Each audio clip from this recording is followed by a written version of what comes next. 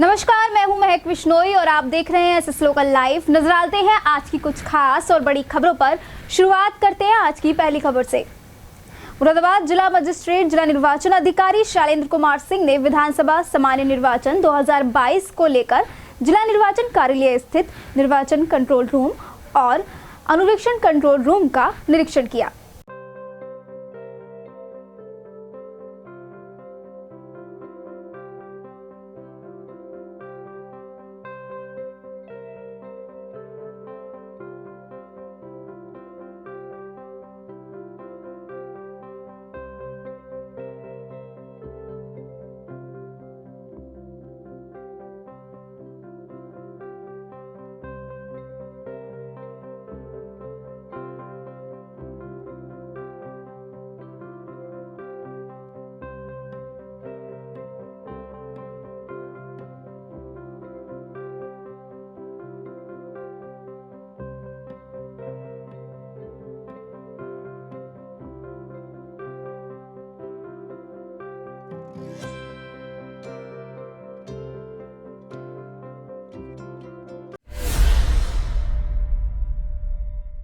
बिजनौर में भाजपा प्रत्याशी सुची मौसम चौधरी के चुनाव कार्यालय का उद्घाटन किया गया, जिसके बाद पीएम मोदी ने वर्चुअल रैली के माध्यम से जनता को संबोधित किया।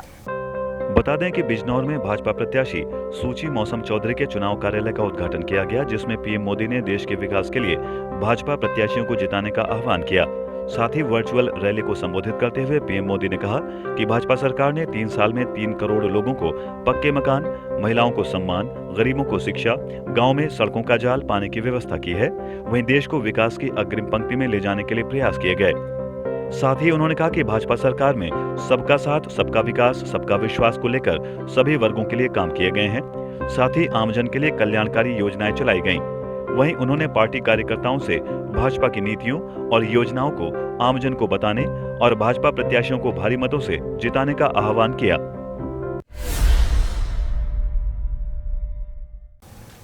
पंजाबी समाज और सिख समाज के लोगों द्वारा हाजी यूसुफ अंसारी को समर्थन देकर उनका स्वागत किया गया। साथ ही इस मौके पर पूर्व विधायक हाजी यूसुफ अंसारी ने सभी का आभार व्यक्त किया। आगामी विधानसभा चुनाव को लेकर सरगर्मियां तेज हो गई हैं, जिसके चलते सभी पार्टियां पूरे दमखम के साथ तैयारियों में जुट गई हैं। इसी कड़ी में मुरादाबाद 28 नगर विधानसभा क्षेत्र के सपा प्रत्याशी हाजी यूसुफ अंसारी का लगातार लोग समर्थन कर रहे हैं और उनके लिए स्वागत कार्यक्रम आयोजित किए जा रहे हैं। दरअसल पंजाबी समाज और सिख समाज के लोगों द्वारा हाजी यूसुफ अंसारी को समर्थन देकर उनका स्वागत किया गया। साथ ही इस मौके पर पूर्व विधायक हाजी यूसुफ अंसारी ने सभी का आभार प्रकट किया और समाजवादी पार्टी के झंडे को जन जन तक पहुंचाने की बात कही। जो राष्ट्रीय हमारी वो जो समिति है युवा की, उसमें राष्ट्रीय सचिव है। ये सारे समाज के लोग समाजवादी का परचम उत्तर प्रदेश में लहरा रहे हैं, क्योंकि भाजपा ने किसी को बख्शा नहीं है। चाहे किसान हो, दुकानदार हो, मजदूर हो, चाहे पढ़ा लिखा हमारा बेचारा युवा हो, अपना अगर हक मांगने के लिए जा रहा है तो उसको लाठी बरसाई जा रही है, उनको मुकदमा लिया जा रहा है। तो आज इस सरकार से, उत्तर प्रदेश की सरकार से सभी दुखी हैं। उन्होंने महंगाई बेतहाशा कर दी, हर चीज़ महंगी कर दी है, किसी की सुनवाई नहीं हो रही, भ्रष्टाचार चरम सीमा पर है और सारे लोग इससे परेशान हैं।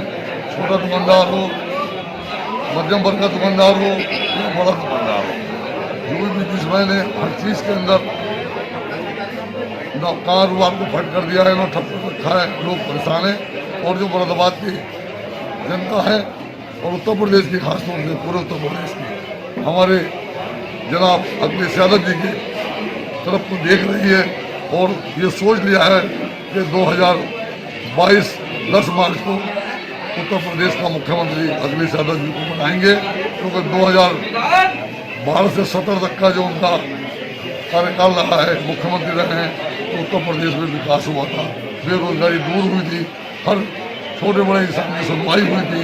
तो इसलिए आज सारे लोग हमारे नेता अखिलेश यादव जी को देख रहे हैं और उनको मुख्यमंत्री बनाया जा रहा है। साथ ही भारतीय जनता पार्टी की मौजूदा सरकार पर टिप्पणी की। वहीं इस मौके पर सरदार गुरमीत सिंह ने कहा कि पंजाबी और सिख समाज हादी अंसारी का समर्थन करता है।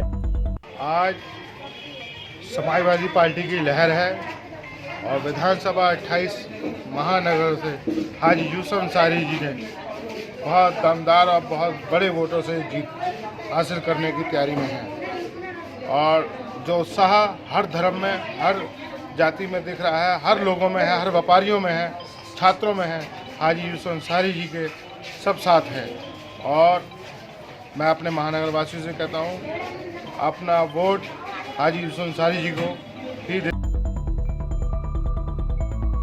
लेकिन ये तो चुनावी परिणाम ही बता पाएंगे कि क्या वे इस चुनावी रण में अपनी जीत दर्ज करा पाते हैं या नहीं।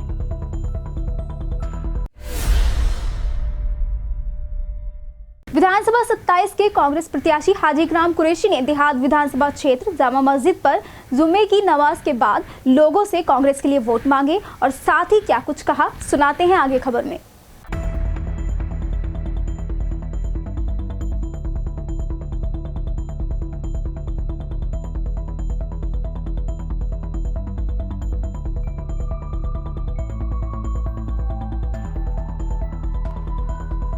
विधानसभा चुनाव जैसे जैसे नजदीक आते जा रहे हैं, प्रत्याशी लगातार अपने क्षेत्र में चुनाव को लेकर वोट मांगने की अपील करते नजर आ रहे हैं और जनता से संवाद कायम करने की कोशिश कर रहे हैं। अपने चुनावी वादों को लेकर जनता के बीच पहुंच रहे हैं। इसी कड़ी में विधानसभा 27 के कांग्रेस प्रत्याशी हाजी इकराम कुरैशी ने देहात विधानसभा क्षेत्र जामा मस्जिद पर जुमे की नमाज के बाद लोगों से कांग्रेस के लिए वोट मांगे और साथ ही कहा कि कांग्रेस को वोट दें। आपको बता दें कि मुरादाबाद देहात सीट पर भी सपा विधायक ने पार्टी का साथ छोड़कर कांग्रेस का हाथ थाम लिया। अब वो कांग्रेस के सिंबल पर मुरादाबाद देहात से चुनाव लड़ रहे हैं। उनके भतीजे भी कांग्रेस से नगर विधानसभा क्षेत्र के प्रत्याशी हैं। वहीं अब ये चाचा भतीजे की जोड़ी क्या इस चुनावी रण में अपनी जीत का परचम लहरा पाएगी, ये देखने वाली बात है।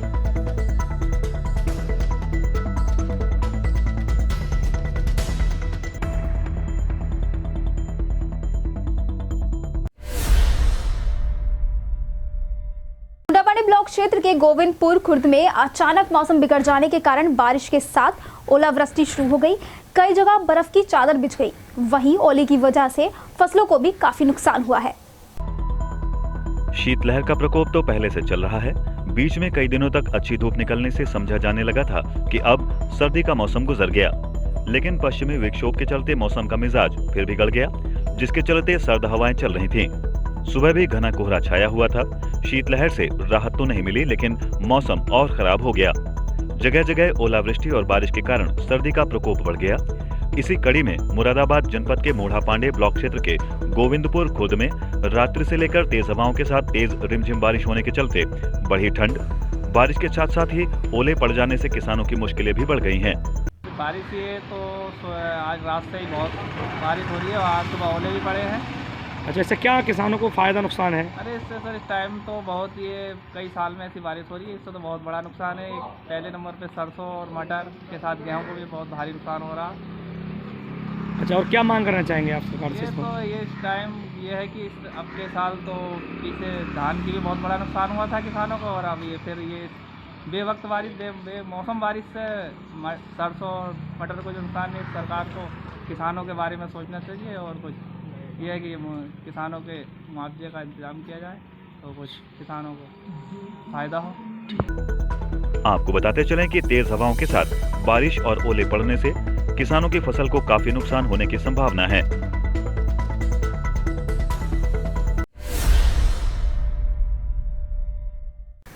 कुंदरकी विधानसभा 29 के सपा प्रत्याशी जियाउर रहमान वर्ग ने चक फाजलपुर में डोर टू डोर जनसंपर्क किया और लोगों को सपा के घोषणा पत्र और नीतियों के बारे में विस्तार से बताया। कुंदरकी विधानसभा 29 के समाजवादी पार्टी प्रत्याशी जियाउर रहमान वर्ग ने चक फाजलपुर में डोर टू डोर जनसंपर्क किया और लोगों को समाजवादी पार्टी के घोषणा पत्र और नीतियों के विस्तार से जानकारी दी। आगे कहा कि सपा ही गरीबों और बेसहारा लोगों की पार्टी है। सपा सरकार में ही गरीबों, अल्पसंख्यकों के हितों की रक्षा हो सकती है।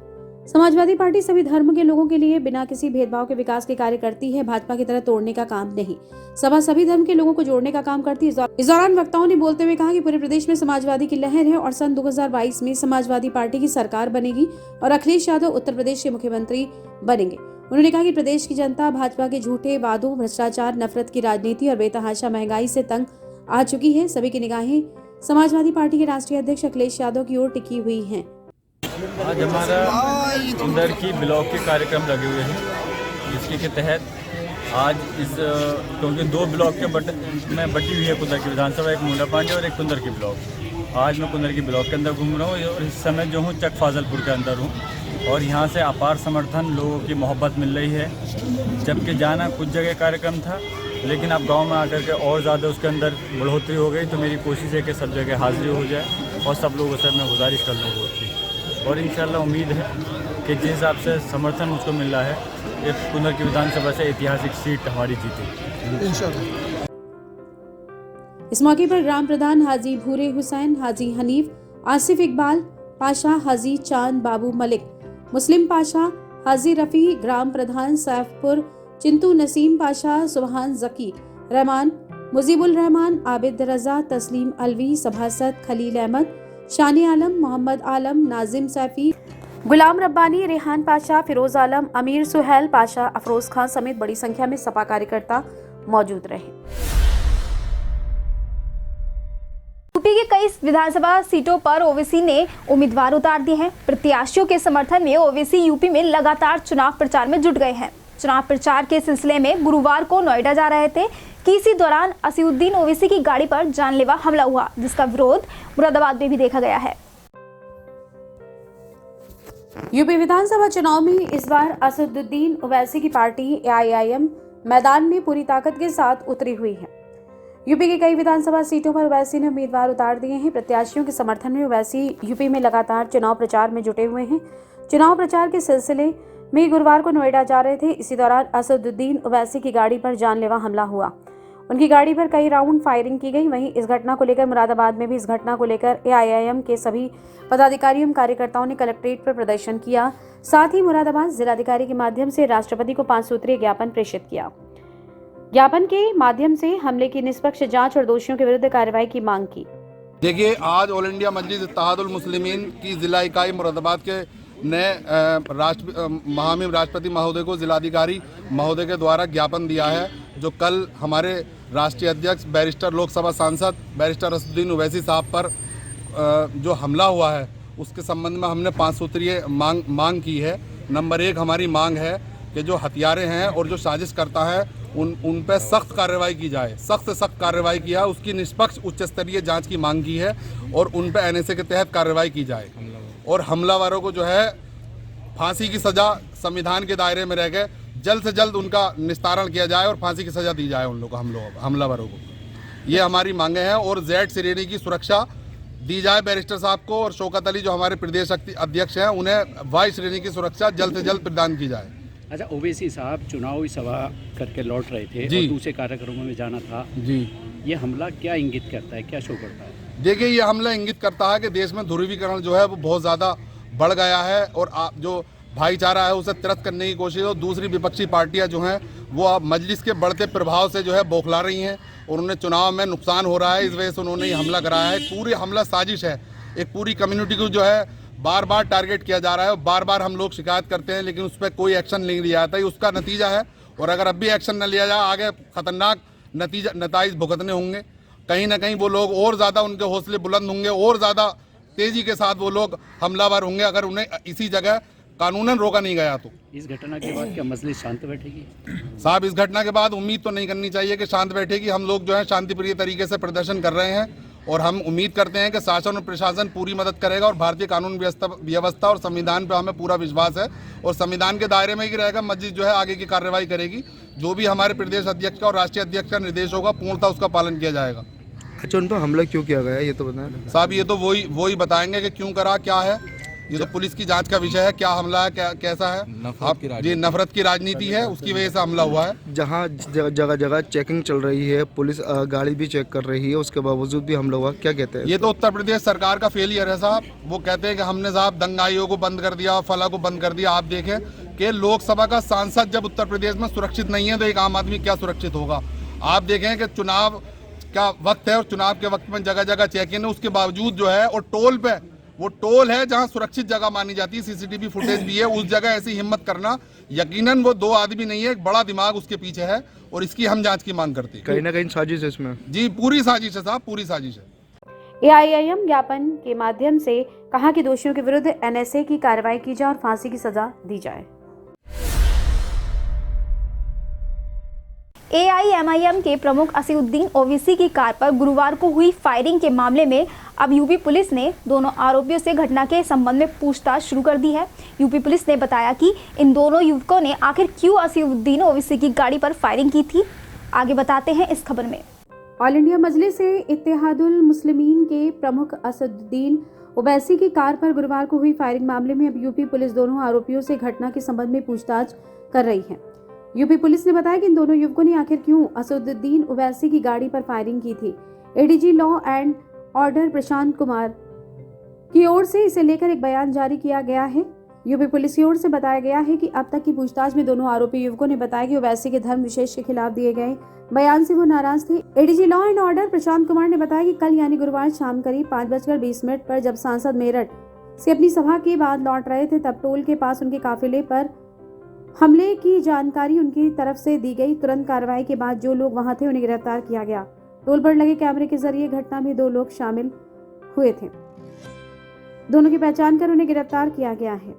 तक सामने आई माननीय सांसद ओवैसुद्दीन ओवैसी के प्रतिनिधि यामीन खान के तहरीर पे धारा 307 तथा 7 क्रिमिनल लॉ अमेंडमेंट एक्ट के तहत धार थाना पिलखुआ जनपद हापुड़ में अभियोग पंजीकृत करते हुए पुलिस ने त्वरित कार्रवाई किया तथा इसमें 2 व्यक्ति शुभम और सचिन गिरफ्तार किए गए हैं तथा इनके पास से दोनों के पास से एक अवैध असला तथा कारतूस बरामद किए जा चुके हैं। घटना के दौरान प्रयुक्त हुई अल्टो गाड़ी भी बरामद की जा चुकी है। अभी तक की पूछताछ से ये तथ्य प्रकाश में आए हैं कि माननीय सांसद जी के द्वारा जो एक धर्म विशेष के प्रति भड़काऊ भाषण तथा 2013-14 के दौरान माननीय अयोध्या जी पे मंदिर के प्रति जो उनका रोष था या उन्होंने जो टिप्पणी की थी उससे आहत होकर इन लोगों ने ये घटनाएं की हैं। विस्तृत विवेचना चल रही है। मौके पर वरिष्ठ अधिकारी कैंप कर रहे हैं जो इस घटना का स्वयं पर्यवेक्षण कर रहे हैं। जैसे ही और भी कोई लाभप्रद सूचना होगी हम प्रेस के साथ शेयर करेंगे। ADG प्रशांत कुमार ने बताया कि घटना में इस्तेमाल दोनों हथियार मिल गए। आरोपी से पूछताछ जारी है। एक ऑल्टो कार भी बरामद हुई है। उत्तर प्रदेश में किसी भी तरह की गड़बड़ी की इजाजत नहीं दी जाएगी क्योंकि कोई भी व्यक्ति कानून से ऊपर नहीं है। सभी के खिलाफ उचित कार्रवाई होगी। भाजपा प्रत्याशी रितेश गुप्ता की धर्मपत्नी अल्पना रितेश गुप्ता भी चंद्रनगर महिला मंडल से जुड़ी पदाधिकारियों और कार्यकर्ताओं के साथ डोर टू डोर जनसंपर्क कर 14 तारीख को होने वाले चुनाव के दिन कमल के फूल पर मोहर लगाने को लेकर वोट की अपील करने निकली। विधानसभा चुनाव को लेकर सभी राजनीतिक दलों ने चुनाव प्रचार तेज कर दिया है। इसके लिए राजनीतिक दल अपने अपने क्षेत्रों में जाकर डोर टू डोर जनसंपर्क कर रहे हैं। इसी के तहत नगर विधानसभा 28 के भाजपा प्रत्याशी रितेश गुप्ता की धर्मपत्नी अल्पना रितेश गुप्ता भी चंद्रनगर महिला मंडल से जुड़ी पदाधिकारियों और कार्यकर्ताओं के साथ डोर टू डोर जनसंपर्क कर 14 तारीख को होने वाले चुनाव के दिन कमल के फूल पर मोहर लगाकर भारतीय जनता पार्टी के चुनाव चिन्ह कमल पर मोहर लगाकर जहां एक और रितेश गुप्ता के लिए वोट मांग रहे हैं तो वहीं उत्तर प्रदेश की खुशहाली के लिए योगी सरकार को पूर्ण बहुमत से जीत दिलाई जाने के लिए भी अपील की जा रही है। अपने इस डोर टू डोर अभियान को जारी रखते हुए उन्होंने कांट रोड पर मधुबनी कॉलोनी, आकाश अपार्टमेंट, चंदनगर, भांतु कॉलोनी आदि अनेक क्षेत्रों में भ्रमण करते हुए समस्त क्षेत्रवासियों से वोट डालने की अपील की और कहा कि आपका एक कीमती वोट उत्तर प्रदेश में अच्छी सरकार बना सकता है और आपके भविष्य को सुरक्षित कर सकता है। इसलिए आप 14 फरवरी को स्वयं तो वोट साथ साथ अपने रिश्तेदारों और अड़ोस पड़ोस के लोगों को जागरूक कर वोट अवश्य डलवाएं। कल्पना रितेश गुप्ता का कहना है कि वो जिस क्षेत्र में जा रही हैं वहां की जनता उनको भरपूर समर्थन दे रही है। साथ ही कहा कि उनको आशा ही नहीं वरन पूर्ण विश्वास है कि एक बार फिर रितेश गुप्ता भारी मतों से जीत हासिल करेंगे, लेकिन ये वो चुनावी परिणाम बताएंगे कि इस बार कौन जीतता है और किसकी हार होगी।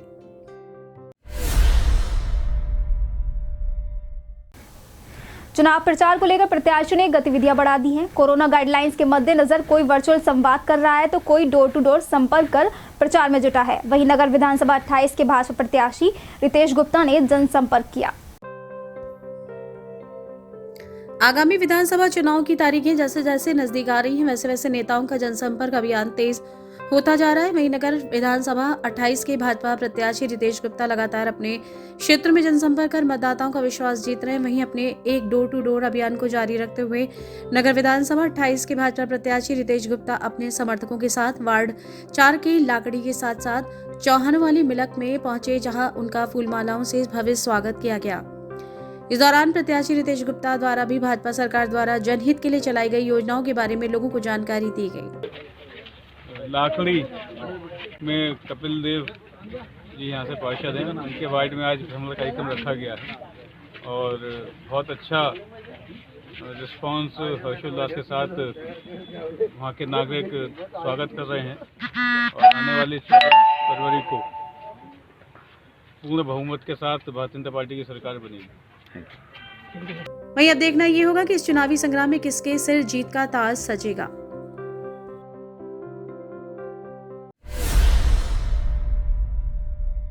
इस बार मुरादाबाद देहात विधानसभा सीट के परिणाम किस पार्टी के पक्ष में होंगे, यह तो जनता को तय करना है। लेकिन सभी राजनीतिक दलों के प्रत्याशी अपना चुनाव प्रचार करने में जुटे हैं। वहीं विधानसभा 27 देहात से आम आदमी पार्टी के प्रत्याशी ने अपना दम दिखाने के लिए क्षेत्रों में जाना आरंभ कर दिया है।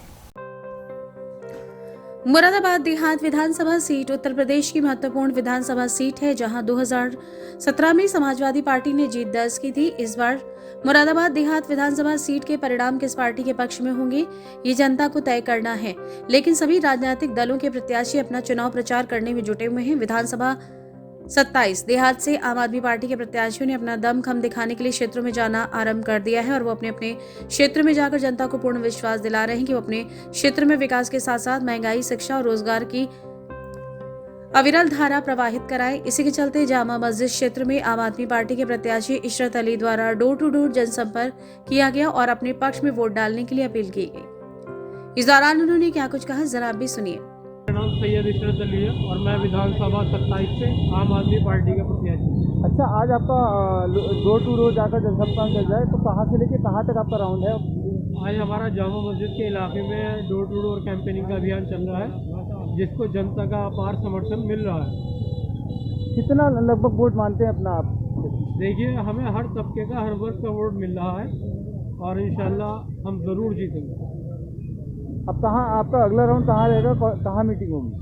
देखिए, मीटिंग हमारी कल देहात में है, आज हमारा ये शहर का दौरा है और जामा मस्जिद इलाका, यानी सब इलाका हम आज डोर टू डोर कैंपेनिंग में घर घर जा रहे हैं।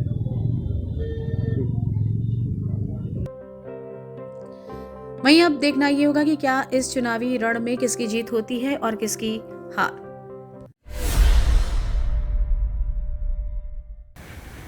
मुरादाबाद सिविल लाइंस स्थित अंबेडकर पार्क में आशा कर्मचारी यूनियन की आशाओं ने इकट्ठा होकर प्राथमिक स्वास्थ्य केंद्र ताजपुर में तैनात डॉक्टर राजीव कुमार के खिलाफ जोरदार प्रदर्शन किया।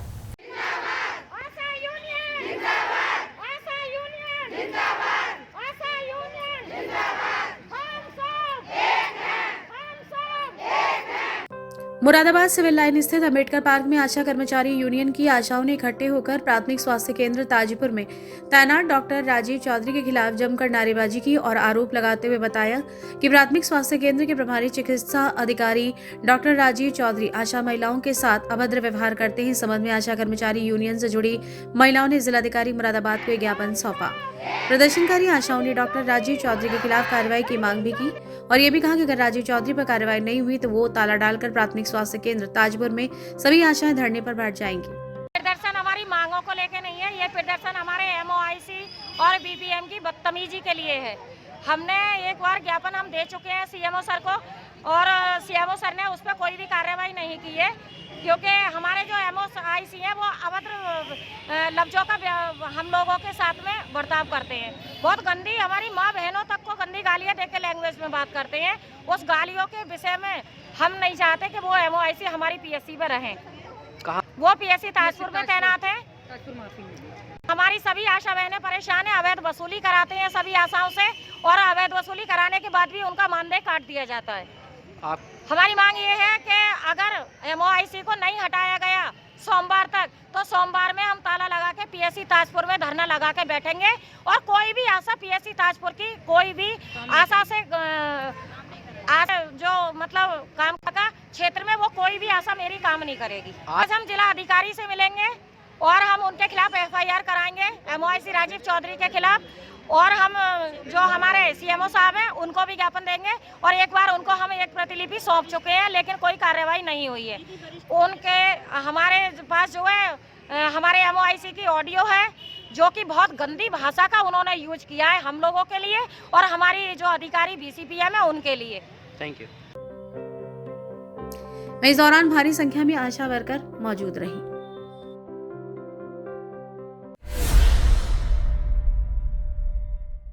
बिलारी थाना क्षेत्र में युवती के साथ छेड़छाड़ का विरोध करने पर दो पक्षों में जमकर विवाद हो गया, जिसके चलते दोनों पक्षों में जमकर लाठी डंडे चले, जिससे दो लोग गंभीर रूप से घायल हो गए। मुरादाबाद में बेखौफ दबंगों का कहर लगातार बढ़ता जा रहा है, जिसके चलते ये दबंग आए दिन किसी न किसी छेड़छाड़ की वारदात को अंजाम दे रहे हैं। ऐसा ही एक मामला बिलारी थाना क्षेत्र से सामने आया है, जहां एक युवती के साथ छेड़छाड़ का विरोध करने पर दो गुटों के बीच जमकर लाठियां चली। दरअसल गांव मोहम्मदपुर शादीपुर निवासी वीरेंद्र सिंह की भतीजी शाम को ट्यूशन से घर वापस लौट रही थी। रास्ते में गांव के ही युवक ब्रजमोहन ने युवती को देखकर उसके साथ छेड़छाड़ शुरू कर दी। युवती जब घर पहुंची तो जानकारी परिवार के लोगों को देते हुए रोना शुरू कर दिया। वहीं युवती का चाचा वीरेंद्र सिंह और भाई मोनू युवक को समझाने पहुंचे तो ब्रजमोहन और उसके साथियों ने दोनों पर लाठियों से हमला बोलकर उन्हें बुरी तरह घायल कर दिया। किसने मारा आप लोगों को? ब्रजमान और उमेश। क्या मारा आपके? लाठी डंडों से मारा। कब की बात है? आज कल रात 10 बजे। कल रात 10 बजे। किस बात को लेकर झगड़ा हुआ? इनकी जो भतीजी है उसकी ट्यूशन पढ़ने के लिए जाती थी, उसको वो लड़का टॉर्चर करता था। फिर ये शाम के लिए रात्रि 10 बजे हमारे घर पे आया था, जिससे कि इन लोगों ने हमारे फैमिली वालों को बाहर करा। क्या नाम है उस लड़के का? उस लड़के का नाम उमेश कुमार। उमेश कुमार। पकड़ा गया अभी नहीं? नहीं। आपने रिपोर्ट कराई थाने में? थाना कौन सा है? बिलारी। गांव कौन सा है? मोहम्मद शादिक। वहीं इसकी सूचना पुलिस को दी गई। सूचना मिलते ही बिलारी पुलिस पहुंची और कुछ हमलावरों को गिरफ्तार कर लिया।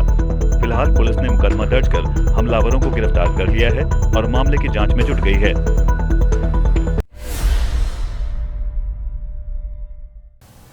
तेंदुआ बच्ची को अपने जबड़े में भरकर खींचता हुआ ले गया, जिसमें वह गंभीर रूप से घायल हो गई। बच्ची की हालत देखते हुए उसे हायर सेंटर रेफर कर दिया गया है। मुरादाबाद थाना डिलारी के गांव मौलाबान में कल सुबह आदमखोर बने एक तेंदुए ने शिकार की तलाश में गांव पर हमला बोल दिया था, जिसमें मासूम बच्चों को उसने अपना शिकार बनाया था, जिसमें 4 साल की बच्ची उस्मा भी शामिल है, जिसे तेंदुआ अपने जबड़े में भरकर खींचता हुआ ले जा रहा था। बच्ची की हालत देखते हुए उसे हायर सेंटर रेफर किया जा रहा है। बाकी सभी घायलों को देर रात अस्पताल से छुट्टी दे दी गई है। घायल बच्ची को मेरठ अस्पताल ले जाया जा रहा है। ऐसे ही है। बाकी सब लोग जो थे वो कहाँ गए? वो चले गए घर पे। वो चले गए। इसकी ज़्यादा गंभीर हालत है। तो यही बच्ची है वो जिसका जो जबड़े में जिसे ले जा रहा था जानवर तेंदुआ? हाँ तो इसकी है, यही बच्ची है। क्या नाम है आपका? मेरा नाम रईस। रईस आपकी बिटिया है? मेरी पोती है। पोती है आपकी? उधर वन विभाग व पुलिस भी खूंखार हुए तेंदुए को अभी तलाश नहीं पाई है, जिससे गांव ही नहीं आसपास के गांव में भी दहशत का माहौल बना हुआ है। रिश्तों को शर्मसार कर देने वाली वारदात सामने आई है, जहां जयंतीपुर मियां कॉलोनी की रहने वाली युवती ने अपने पिता पर गंभीर आरोप लगाए हैं। रिश्तों को शर्मसार कर देने वाली वारदात सामने आई है, जहां जयंतीपुर मियां कॉलोनी की रहने वाली युवती ने अपने पिता पर गंभीर आरोप लगाए हैं। युवती द्वारा बताया गया कि उसकी मां का डिवोर्स हो गया और वो अपने पिता के साथ रहती थी। तभी उसके पिता ने उसके साथ गलत काम किया और उसके बाद वो उसे अपनी बहन के घर पर छोड़ आया और वहां भी उस युवती के साथ जबरन देह व्यापार कराया गया। युवती वहां से भागकर अपनी मां के पास पहुंची और अपनी आप बीती सुनाई। तब युवती की मां ने युवती के साथ थाने पहुंचकर शिकायत दर्ज कराई। मेरे पीछे अम्मी को डिवोर्स दे दिया बाप ने और सब बच्चों को हमें उन्होंने ले लिया। अब आपके पिता का क्या नाम है? मोहम्मद सफीक नाम है। मोहम्मद तो नाम लाऊंगी ना गंदे का, और उसका नाम सफीक है। उसने मेरे साथ गलत करके उसे पता चला कि मुझे कुछ है, उनने अपनी बहन के माँ रुखसार के माँ छोड़ दिया, मुझे छोड़ दिया और उसने फिर मुझसे गलत काम करवाया। मैंने मना करा तो किया उनने कि इन बच्चों को मार दूंगा, बता इस बच्चों का मुंह देखेगी अपना। मैंने फिर भी कुछ नहीं किया। मैंने किया कि मुझे ऐसा काम मत करवा। बोले तेरे बच्चों को, मेरे भाइयों को, बहन भाइयों को मारती थी वो, मना करवाती थी ये काम। फिर मुझे है ना वो इन्होंने 20-15 दिन मुझसे एक दिन में 4 आदमी चढ़वा दी थी। मैंने क्या कि है ना मुझे ऐसा मत करो, मुझे बहुत तकलीफ होती। तो उन्होंने बोली तू अब है ना, फिर बच्चों मेरे बहन भाइयों को मारती थी वो, लेकिन है ना मेरे किसी ने भी ना सुनी। फिर मुझे वो अपने बाप के इसके सफीक के माँ छोड़ आई है ना। फिर मैं है ना 10-15 दिन से भागने की सोच रही थी, मैं कैसे ना कैसे करके भागूं, लेकिन है ना सब मेरी तरफ कोई देख रहा था, सबकी मेरी तरफ कोई नजरें थी। उस शैतान वहीं अब देखना होगा कि इस मामले को लेकर पुलिस क्या कार्रवाई करती है।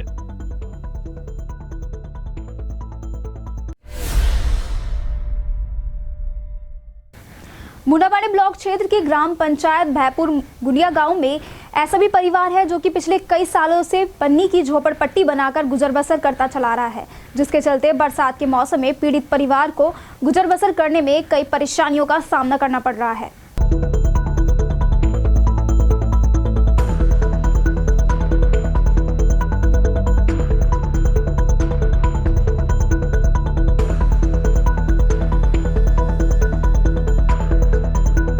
इन तस्वीरों में देखें कि किस तरह से ये परिवार झोपड़पट्टी बनाकर अपनी गुजर करने को मजबूर हैं।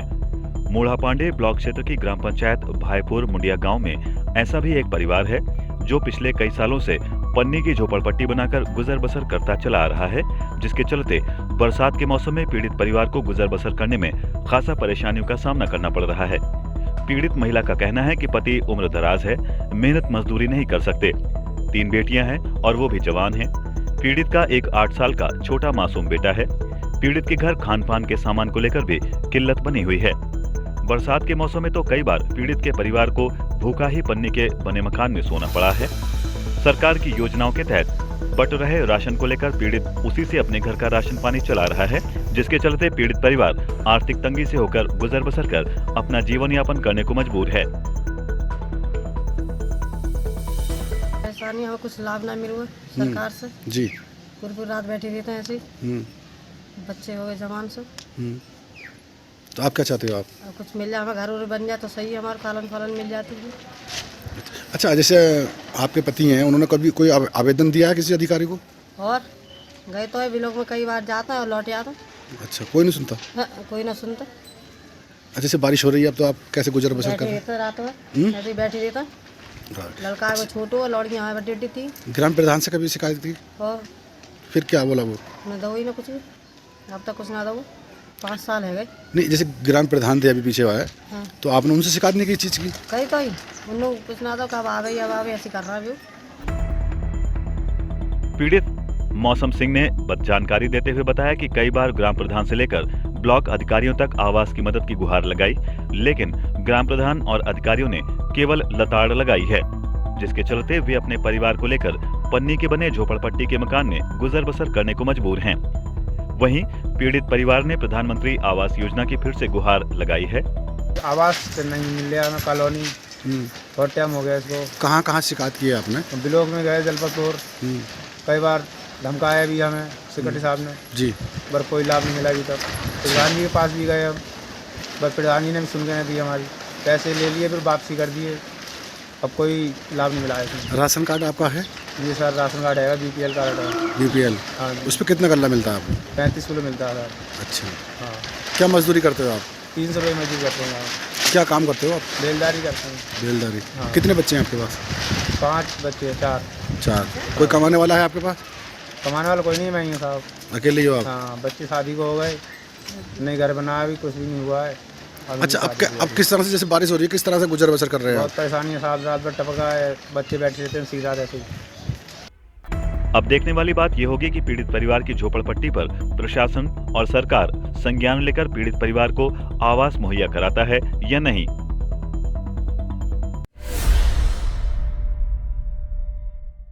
मुरादाबाद थाना मझोला के इलाके सूर्यनगर में नाली साफ किए जाने को लेकर पड़ोसियों के बीच हुए विवाद में जमकर मारपीट हुई। यहां तक कि मारपीट के दौरान एक का कान तक काट दिया गया। मुरादाबाद थाना मझोला के इलाके सूर्यनगर में नाली साफ किए जाने को लेकर पड़ोसियों के बीच हुए विवाद में दंपत्ति बुरी तरीके से घायल हो गए हैं। बताया जाता है कि सूर्यनगर निवासी महिला घर के सामने नाली साफ कर रही थी। नाली का पानी बंद होने पर पड़ोसी महिला के बीच झगड़ा हो गया। दोनों पक्षों में जमकर लाठियां और हथियार चले, जिसमें शीशपाल बुरी तरीके से घायल हो गया है। इतना ही नहीं, उसका कान भी किसी धारदार हथियार से बुरी तरीके से कट चुका है। सूचना मिलते ही मझोला पुलिस मौके पर पहुंच गई थी और घायलों को उपचार व मेडिकल के लिए जिला अस्पताल भिजवा दिया गया था। घटना यही हुई है कि मतलब नाली के पीछे लड़ाई हुई है, डंडे वंडे लेके आ गए थे जी, उन्होंने मार खाई, हम दोनों यही थे। कितने लोग थे इसमें? 3 जने थे, 3 जने थे, 3-4 जने लिपट आए थे। घटना कितने बजे की है? 8 बजे। मेन रीजन क्या था, उन्होंने किस चीज़ पे आपको मारा आप लोगों को? वो डंडे लाए थे निकाल कर, हॉकी। हाँ। माजरा क्या था, मेन प्रॉब्लम क्या थी? नाली के पीछे? नाली। पूरा मामला बताइए क्या था? पूरा मामला नाली की है। क्या नाली में क्या था?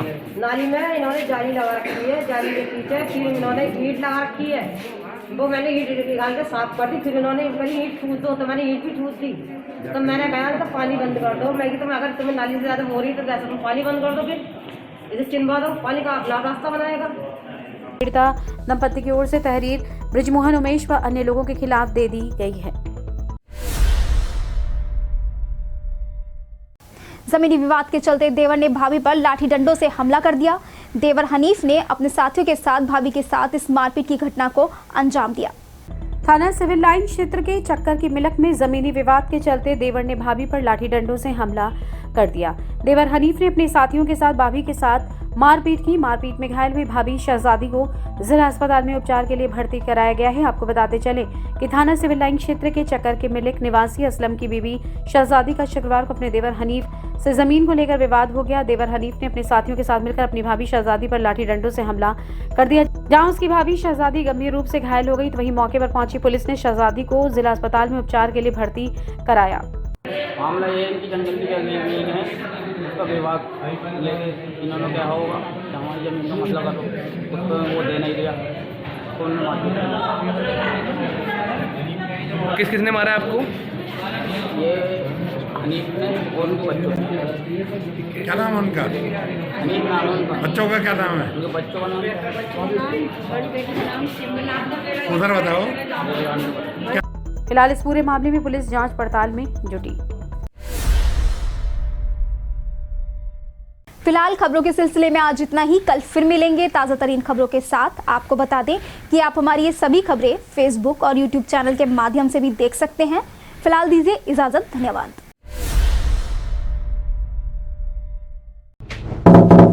याद है, पहले अपराधी बेखौफ घूमते थे और हम अपने घरों में डर कर बैठे रहते थे। आए दिन अखबारों में किस्से छपते थे फिरौती के, और आज हम बेखौफ घूमते हैं और अपराधी जेलों में रो रहे हैं। अरे कितने साल हम डर कर रहे और कितने चैन से, हिसाब लगा लीजिए ना। सीधी बात, जो अपराधियों को ठोक देंगे हम उसी को वोट देंगे। नमस्कार। सोच ईमानदार, काम असरदार। यूपी फिर मांगे भाजपा सरकार। कमल का बटन दबाएं, भाजपा को जिताएं।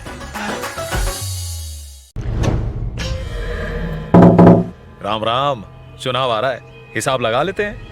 पहले प्रदेश में हर चौथे दिन दंगा होता था और उन दिनों आपके व्यापार में कितना नुकसान होता था, लिख लीजिए। और भाजपा सरकार में प्रदेश में 5 सालों में एक भी दंगा नहीं हुआ है। कितने व्यापार खुले, कितने बढ़े, हिसाब लगा लीजिए। और सुनिए, चाय पिएंगे, कड़क है, योगी जी जैसी। सोच ईमानदार, काम असरदार। यूपी फिर मांगे भाजपा सरकार। कमल का बटन दबाएं, भाजपा को जिताएं।